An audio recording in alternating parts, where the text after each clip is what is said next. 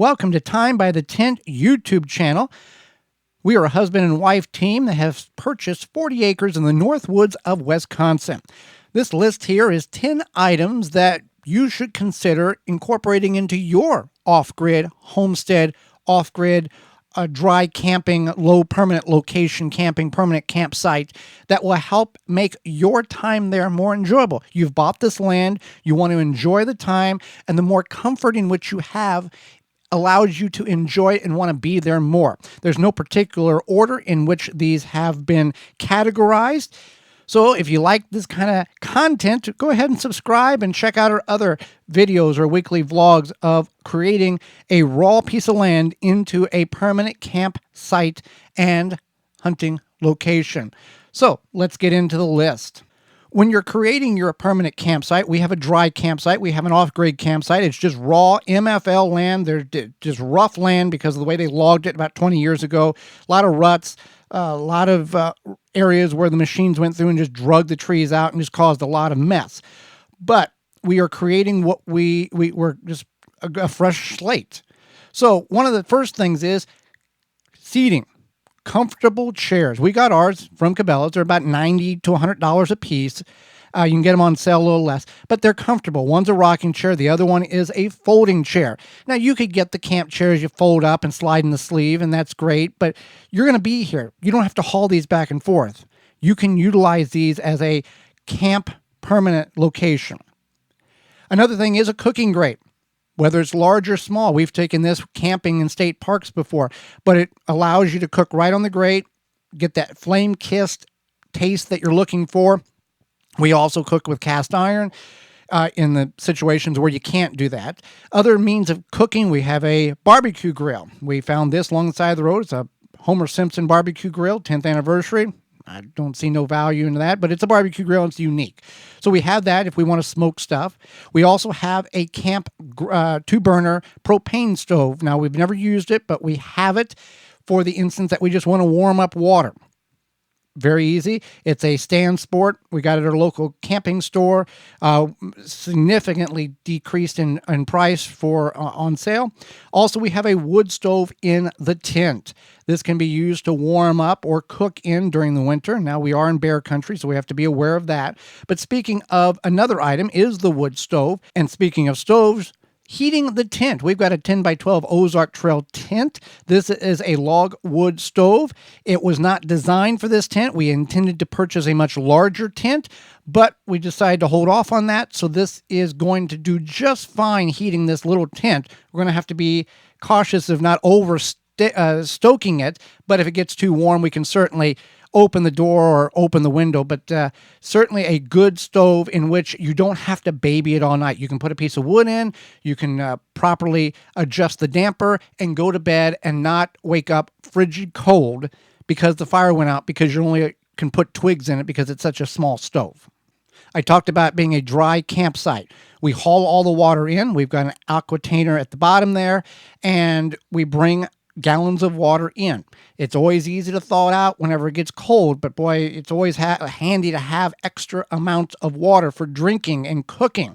In addition, instead of using the palatable water to put the campfire out, we used, and you can see the bottles of water there, we bring a couple of gallons up every week. What we use, and we find we get more gallons of water that we take out of the tap. We're not buying it, we're taking it from our system. But here we've got buckets of water, that the rain catchment system, I guess you'd call it. That's an old plastic snapper lawnmower bagger. Back in the day, they were plastic, so that's a lampshade that funnels the water in. When it rains, it catches that water. That water can be used to put the fire out in the fire pit when we leave. So we're not using that valuable drinking water that we're bringing up. We can capture the water that's coming off of the tent. So it works really well in that aspect. Another thing is security. We're multiple hours away from the property, but we do have cellular security cameras or trail cameras. We have Tacticam that send us updates daily, and if anything triggers the camera in the campsite, we see it. We've got them running off battery boxes. It's a very unique system where I don't have to use batteries. It's a 12-volt battery. It runs through an ammo box, and it will last literally for years. Another means of security is Firearms. We are in bear country. We've not seen them on our property, but we've seen them on the trail camera on our neighbor's property. And we do carry 10 millimeter handguns with us when we are anywhere outside the camp. These are available at a reach when we are at camp, and we have bear loads in the hopes that we never need to use them. But with this particular handgun that I have, I can also use it in the state of Wisconsin to hunt deer with. So it's a 2-for-1 deal.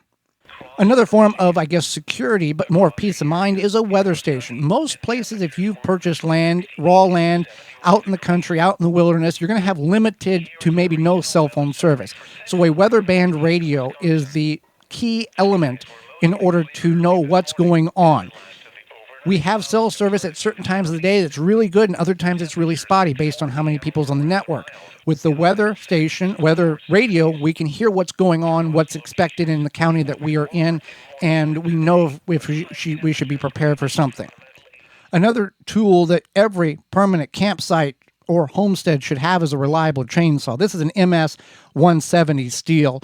I've always used steel growing up on the farm, and then when we purchased the land, that was the tool or the brand that I went and got. This is a 16-inch bar, and it works phenomenal. You crank it and it fires up, and you just keep it out of the dirt, and it's going to work every time. We used them on the farm and still use them on the farm for decades, and it works every time you need it to work.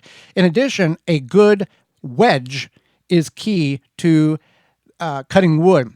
We cut down a tree. We had to use a wedge in order to get the fall the way we wanted to. I pinched the saw, trimming that, and needed it to get the saw out, and it worked. It's a $6 wedge, very valuable. Also, just a bow saw to do those small cuts that you don't want to fire up the chainsaw in camp, or you just got to do a little bit of this or that to get a piece on the campfire. Good thing to have, a good sharp bow saw. Sleeping. If you don't enjoy your night sleep there, you're not going to enjoy being on the property. We had, and you see the framework here, of an air mattress, queen size air mattress from Coleman. It was an air mattress. It was horrible. We used it when we state camped or state park camped. It was like a water bed on steroids. If you thought about moving, the whole bed moved. That's how bad it was.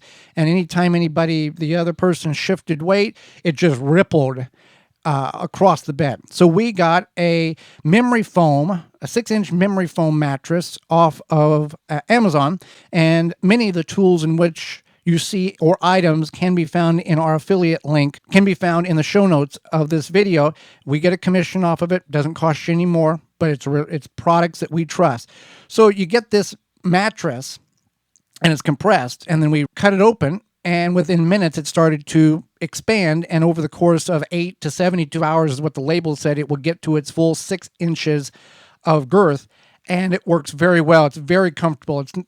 It's so enjoyable to sleep on that you can move and not have the other person be woken up or angry because you decided to move because your arm was falling asleep. You can move around on this. The other person doesn't feel it at all, and it works great.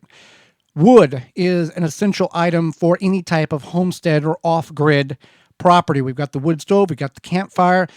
Always have about 10 times more wood than what you ever think you need. Every time we visit the property, I take 2 or 3 cartfuls of wood from throughout the property and bring it up to camp. We use a gorilla cart, and I've made a railing around it where we can haul the wood. We don't have four-wheelers or tractors, so anywhere we need to haul the wood, we bounce it across the terrain, the ruts and all of that goes along with MFL land, and we bring it to camp, and we cut it, and we stack it up. So having plenty of wood, so you're not having to scramble when it's cold or when there's snow on the ground, you can have ample amount of wood for your campfire and or for your stove, and make sure it's dry and seasoned. The campfire, not so much, but the wood stove, if you don't, it'll start building up in the pipes, and you got to clean that out, and it's a whole big mess. So those are 10, 12, 15 different items that we feel are essential to your off-grid permanent campsite. Again, if you like this kind of content, feel free to subscribe, share with your friends, and like.